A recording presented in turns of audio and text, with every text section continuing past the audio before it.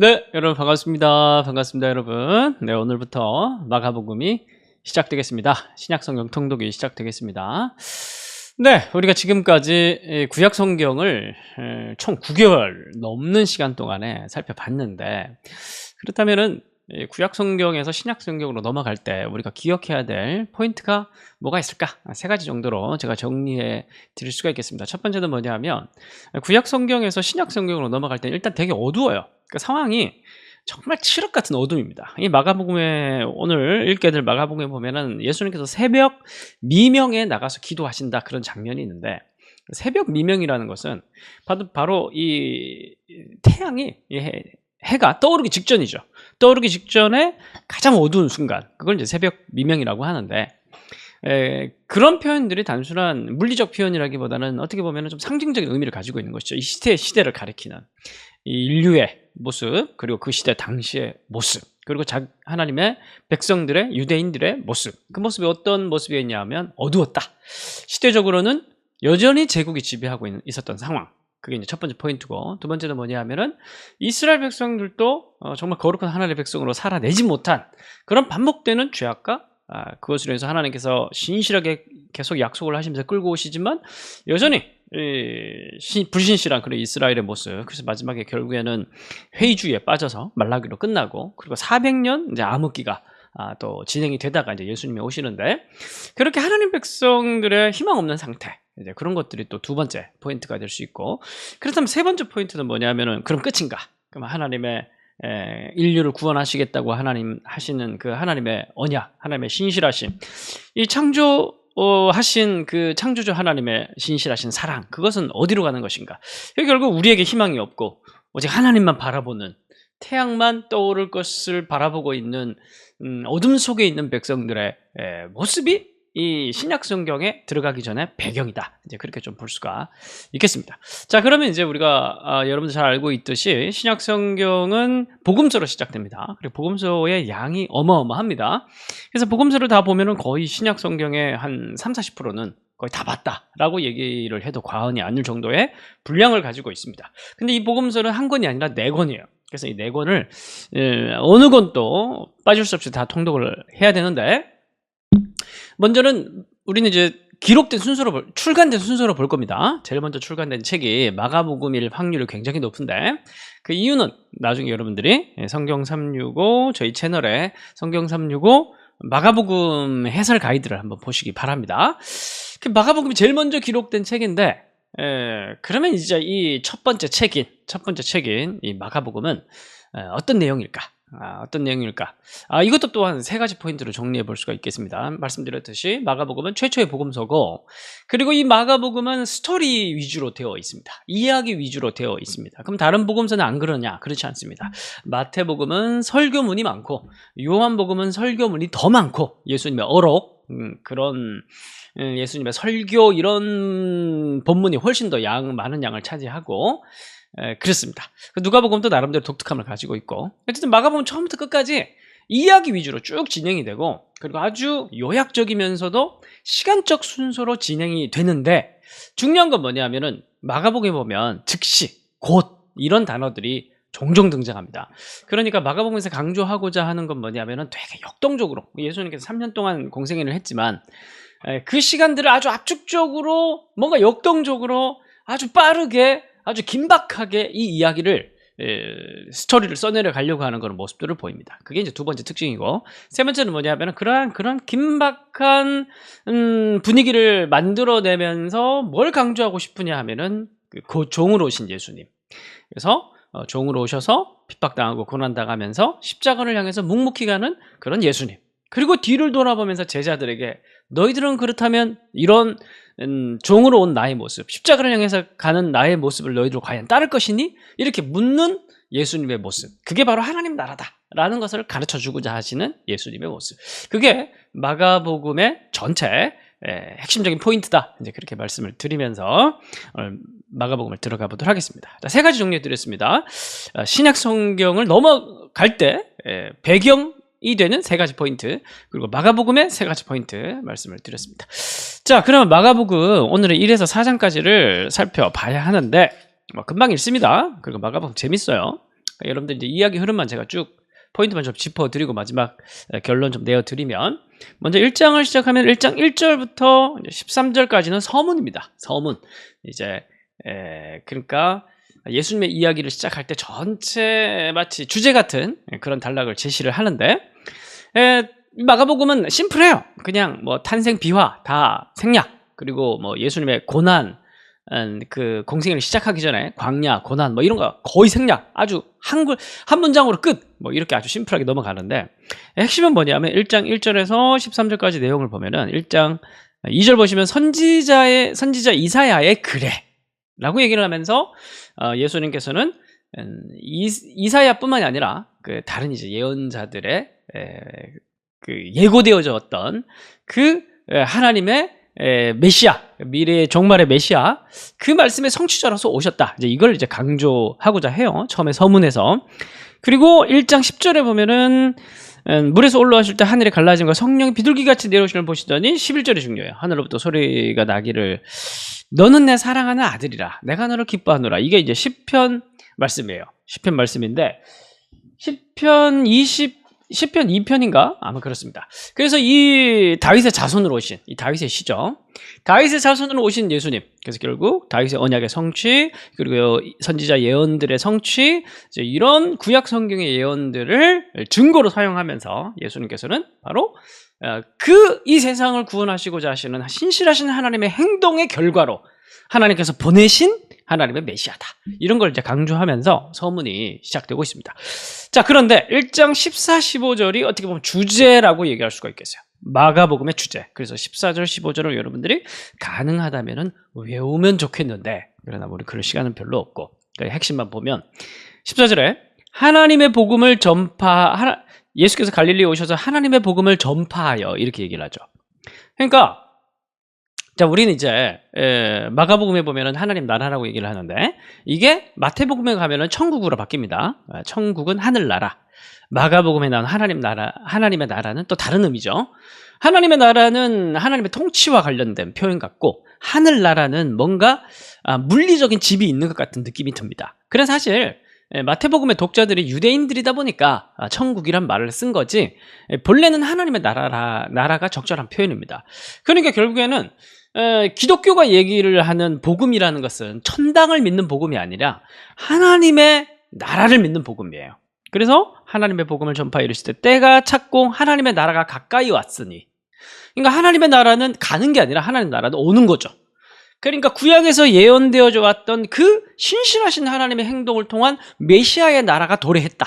이제 그걸 복음이라고 얘기를 하는 겁니다. 좀 잘 생각하셔야 돼요. 우리가 뭐 복음이라고 얘기를 하면 너무 지엽적으로 예수님의 십자가의 죽으심, 그래서 우리가 그 십자가의 죽으심을 믿고 내 죄가 사함받고 천당 가는 그 티켓을 확보하는 그런 걸 또 믿는 걸 믿음이라고 생각하고, 그 확신이 없으면 지옥 가고, 약간 이런 테두리 안에서 우리가 구원이라는 걸 생각을 하는데 그렇지 않아요.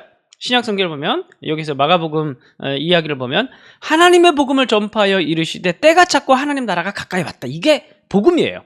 그러니까 이미 십자가의 죽음을 당하시기 전에 이미 훨씬 큰 테두리 안에서의 복음의 큰 테두리 안에서 그걸 규정해주고 계시는 겁니다. 그게 뭐냐면 구약에서 예언되어져 왔던 하나님의 신실하신 행동으로서 그 메시아가 오신 사건, 예수님이 오신 사건 자체가 이미 하나님 나라 복음의 시작인 겁니다. 그 예수님이 복음인 거예요. 한마디로 얘기를 하면 굉장히 중요한 겁니다. 그래서 그 예수님께서 이제 결국에는 그 성취로 십자가에 죽으시고 부활하신 건데, 어쨌든 예수님이 오신 것 자체가 뭐냐면은 하나님 나라의 시작, 천국의 시작, 천국 스토리의 시작인 겁니다. 그래서 1장 15절 보면은 때가 찼고 이렇게 얘기를 하는 거예요. 이때는 뭐예요? 하나님의 신실한 행동을 하실 때. 우리가 앞에서 제가 포인트를 3개 짚어드렸듯이 이 배경은 어둠의 시대, 깜깜한 시대, 인간 스스로 해결할 수 없는 그런 시대, 하나님만 바라볼 수밖에 없는 시대. 그래서 그 하나님의 행동에 때가 찼다라는 거예요. 때가 찼고 그 다음에 뭐가 시작되는 거예요? 하나님 나라가 가까이 왔다. 메시아를 통한 그 종말의 하나님의 메시아를 통한 그 나라의 이야기가 시작됐다. 그래서 우리는 뭘 해야 되는 거예요? 회개하고 복음을 믿으라. 회개하고 복음을 믿으라는 건 뭐냐면, 회개란 나라는 슈브란 나라가 가는 길을 멈추고 돌아서서, 복음이라는 건 뭐예요? 하나님 나라, 메시아의 나라. 메시아가 이제 이 땅에 내려왔으니 그 메시아에게 들어가서 충성을 맹세하고 그분 말씀에 순종하고 그분을 어떻게 해야 되는 거예요? 따라야 되는 거죠. 복음을 믿으라. 이게 이제 뒤에 여기 17절에 보면은 예수님께 제자들을 부르시는데 나를 따라오라. 내가 너희로 사람 낚는 어부가 되게 하라. 나를 따라오라 이렇게 얘기를 해요. 그래서 이제 이 제자들을 부르실 때 늘 반복되는 표현이 버려두고 나를 쫓으라. 그래서 1장 18절 보면 그물을 버려두고 따르니라. 이게 믿음이라는 거예요. 회개하고 복음 믿으라는 건 뭐냐면 내가 가는 길을 멈추고 내가 숭배했던 것들을 버리고 나의 길을 버리고 내 생각을 버리고 이제 예수님을 통해서 도래야 하신 그 나라 백성이 되기를 다짐하고 순종하고 복종하기를 다짐하고 예수를 모든 걸 다 버려두고 따르는 그 행동을 가리켜서 믿음이다 이렇게 얘기를 하는 게 마가복음입니다. 그러니까 우리가 생각하고 있는 그 어떤 복음과 믿음과 구원의 체계가 좀 뭐랄까 좀 많이 어떻게 보면은 좀 많이 왜곡됐어요. 우리는 뭐 단순히 그 십자가 그래서 그거 뭐 내 죄 그래서 뭐 사함 받으면 그러면 내가 그걸 믿고 그 다음에 천국 가는 이제 그런 이제 개념 약간 좀 어떻게 보면은 좀 이 형이상학적 개념 안에 너무 이제 머물 수가 있는데 근데 이 마가복음에서 얘기를 하는 예수님의 복음, 구원, 믿음, 순종 이런 내용들은 굉장히 역동적이고 굉장히 실제적이고 굉장히 현실적인 부르심이라는 겁니다. 자, 그래서 우리가 마가복음을 여러분들 좀 읽으면서 그리고 구약 성경부터 쭉 읽어오면서 여러분들이 신약 성경과 연결되는 그런 맥락에서 여러분들 좀 읽어 가셨으면 좋겠어요. 신약 성경 읽을 때 갑자기 구약 성경 읽었던 거 딱 잘라버리고 그거 다 잊어버리고 망각해버리고 그냥 읽지 말고 다 연결해서 그 시대 당시 사람들이 그 어둠 속에서 메시아의 나라를 기다렸던 그걸 연결해서 여러분들이 읽어요. 그게 통독의 맛이에요.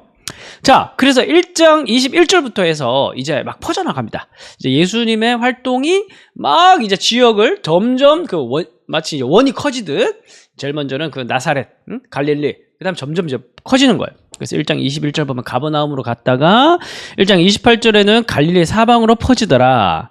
그 다음에 1장 38절 보면 우리가 다른 가까운 마을로 가자. 그러면서 가버나움 갈릴리 사방 가까운 마을로 점점 퍼져가는 그런 모습을 봅니다. 예수님이 퍼져나간다는 건 뭐냐면은 예수님의 활동이 넓어진다는 것은 뭐냐 복음이 퍼져나간다는 걸 얘기를 하는 거예요. 자, 그러면은 이게 커져나갈수록 더 심화되는 게 뭐냐 하면 유대인들과의 갈등입니다. 유대교와의 갈등입니다. 자, 그래서 이제 쭉 이제 그런 갈등들이 나열이 되는 건데 2장에 가보시면 2장에 가보시면 제일 처음에 중풍병자 나오죠. 우리가 잘 알고 있는 중풍병자. 중풍병자 이야기에서 핵심은 5절이에요. 예수께서 그들의 믿음을 보시고 중풍병자에게 이르시되 작은 자야 죄사함을 받았느니라. 그러니까 옆에 있던 유대인들이 7절 이 사람이 어찌 이렇게 말하는가 신성모독이로다 하나님 외에는 죄사할 수 없다 이렇게 얘기를 하는 거예요. 그러니까 예수님께서 죄사함을 받았다고 얘기하는 거랑 중풍병 너 침상을 들고 걸어가라고 얘기를 하는 거 기적을 베푸는 거랑 뭐가 더 어렵겠냐 뭐가 더 어려운 것 같아요. 기적을 베푸는 게 더 어렵죠. 말하는 건 쉽고 그런데 얘네들은 말한 걸 가지고 지금 꼬투리 잡고 있는 거예요. 그 기적을 보지 못하고. 그러니까 이 기적을 보라는 거예요. 이게 하나님께서 이 예수님의 말씀에, 예수님의 이 신분에 지금 이 기적을 통해서 보장해주고 있으니 내 말의 권위를 너희들이 눈에 보이는 지금 일어나고 있는 그 하나님의 역사를 통해서 너희들을 보라는 겁니다. 이제 그런 얘기인데 어쨌든 중요한 건 얘네들 그걸 보지 못하죠. 보지만 보지 못하죠. 이제 그런 것들이 이제 반복됩니다. 그리고 13절부터 17절까지 해서는 세리와 죄인들과 함께 밥 먹는 예수님. 이제 2장 16절 보면은 어찌하여 세리 및 죄인들과 함께 먹는가? 왜냐하면 밥을 먹는다는 것은 공동체를 인정한다는 건데 예수는 죄인들과 세리들과 함께 먹으니 이 세리와 죄인의 친구명이 죄인 아니냐? 당시 그들은 의인이니까 의인이라고 생각을 했으니까. 그리고 18절부터 22절까지는 이제 금식에 관해서 예수님과 예수님 제자들은 금식을 안 해요.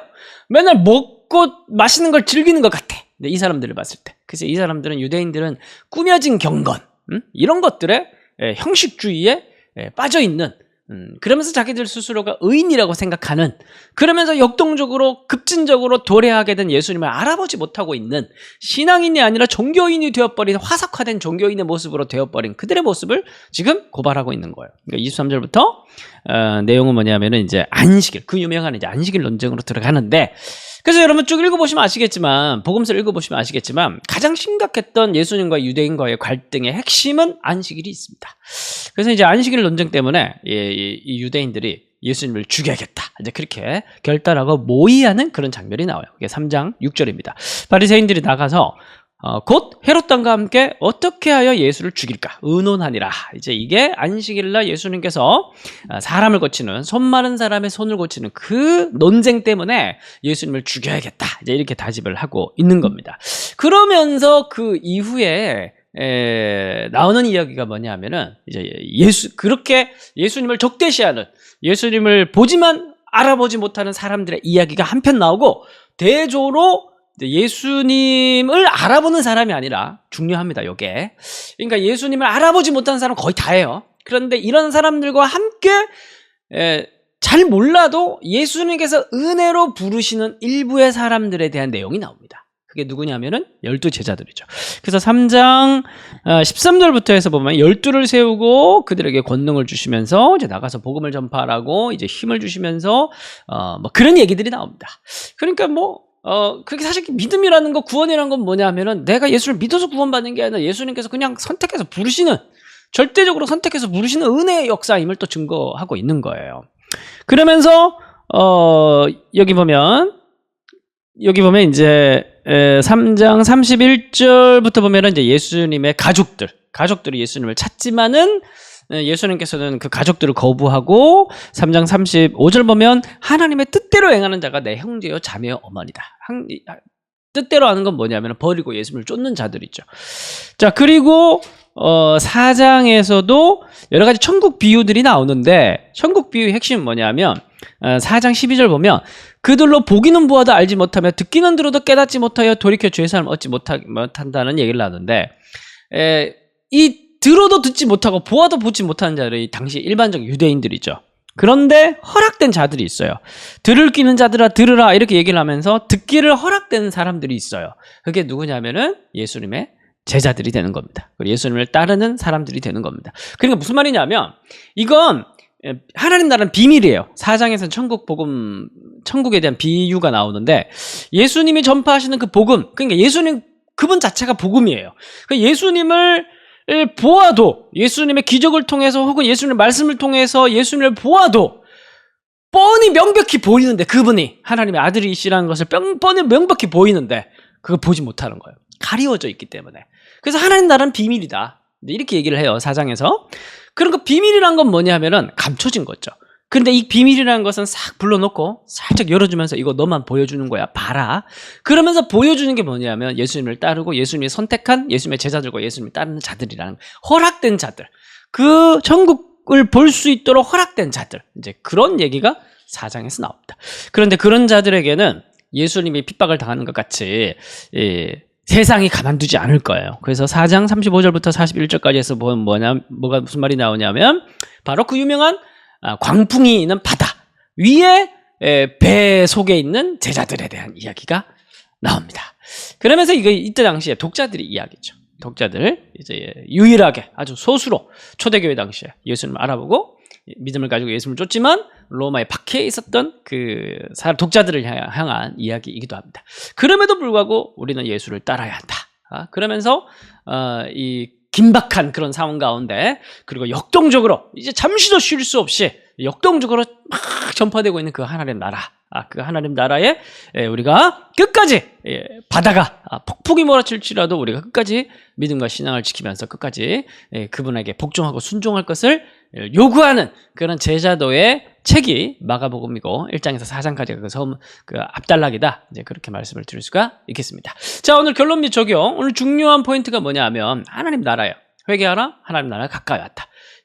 너희들이 이 복음을, 하나님 나라의 복음을 믿으라. 이제 그렇게 하면서 하나님 나라 복음을 쭉 활동하신 예수님의 이야기가 나왔습니다.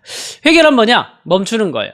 복음이란 뭐냐? 예수님이 가지고 오신 하나님의 나라입니다. 메시아의 나라입니다. 믿음이란 뭐냐? 모든 것을 버려두고 예수님을 쫓는 것입니다. 오늘 우리의 삶이 너무 나이브하진 않은지, 우리가 예수를 믿고 신앙을 생활한다라는 게 단순히 내가 복받고 잘되고 그래서 나의 나라를 건설하기 위해서 예수님이 필요한 그런 게 복음이 아니라, 긴박하게 역동적으로 오신 그 예수님을 과연 내가 따르는 것을 믿음이고 복음이라고 내가 정말 생각을 하고 있는지 다시 한번 돌아보면서 조금 더 우리가 하나님 나라에 좀 긴박한 태도로 예수님께 순종하고 복종하고 따를 수 있는 우리가 되었으면 좋겠습니다. 기도하겠습니다. 하나님, 오늘 신약성경의 시작으로 먼저 마가복음 1장에서 4장까지를 오늘 통독하게 됩니다. 예수님께서 전하셨던 그 하나님 나라의 복음의 긴박성과 그 급진적이고 역동적인 하나님 나라의 복음이 오늘 우리에게도 그렇게 똑같은 무게로 요청되어 줄 수 있도록 도와주시고 거기에 순종하고 복종할 수 있는, 따를 수 있는 우리가 될 수 있도록 도와주옵소서. 너무 무거운 세상 것들 주렁주렁 달고 예수님을 따르지 않도록 주님께서 우리의 삶을 가볍게 해주시고 또 우리가 정말 남아있는 생에 주의 복음을 위하여 헌신할 수 있는 우리가 될 수 있도록 도와주시옵소서. 예수님의 이름으로 기도합니다. 아멘.